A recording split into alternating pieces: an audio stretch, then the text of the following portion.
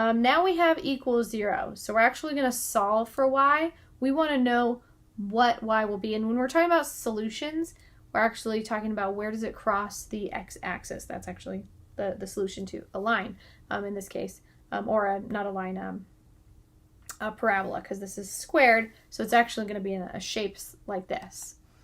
So 3y squared minus 15y equals 0. So if you notice, we have a y term and we have a y squared term.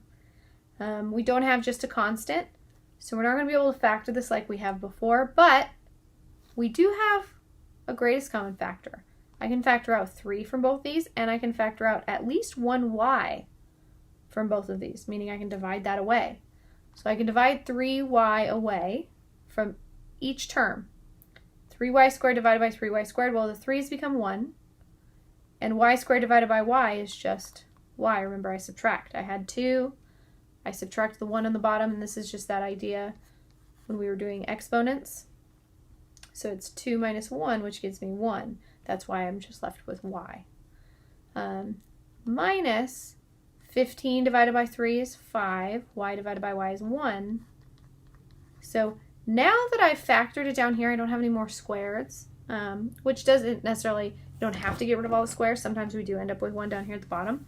But usually what we want to do is we want to factor completely.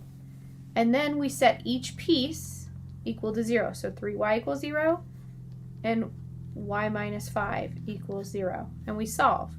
So I divide both sides by 3. 3 divided by 3 is 1. Y equals 0, because 0 divided by 3 is 0. I'm going to add 5 to both sides. Negative 5 plus 5 cancels out, so I have y equals 0 plus 5 is 5. So I get my two pieces here. So I go 0, comma 5, and that's our solution. Yay!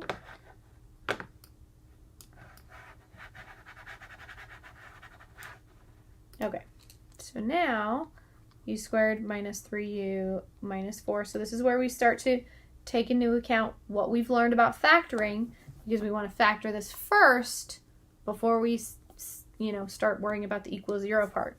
So I want to factor this. Since it's just u squared in the beginning, it has to be u and u. I have no other choice there. That's the only way to get u squared.